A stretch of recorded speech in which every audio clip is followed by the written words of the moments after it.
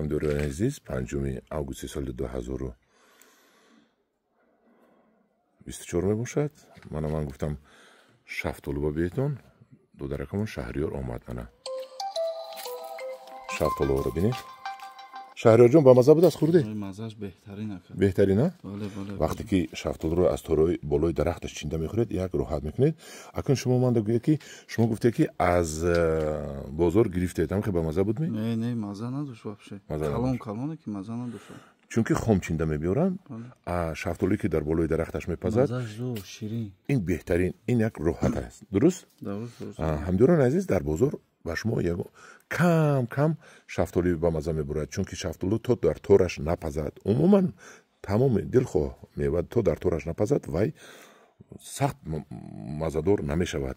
سخت با مزه نمیشود. اینا ببینید این هر یکتاش 250 گرم است تقریبا. بله کلان. این شفتالو آلبرت است. این ما شب تا فرخ میریم که تگش پور میریزد. خیلی تمام شد الکی خوردیم تقسیم کردیم. من شهریار اومد یک نمیدونم این 10 کیلو باشد می زیادتر میگیرد میرود در خونهشون با راحت با اهل عائلهشون میخورد. این ببینید این ملایمک شدگی این رو در یک روز میخورن خونه ده مونده نمیشنید. این یک روز دو روز میخورید این در خالدین مونده.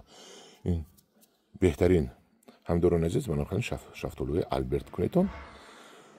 خدا خواهد یک دو سال پس من نیهولاش رو میبرورم. من بوغم رو یک آب برورده تونم بعد نیهول پروری کلان سر میکنم.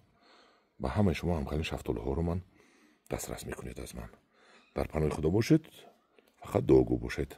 همدوران عزیز خدا نگهبان شما باشد.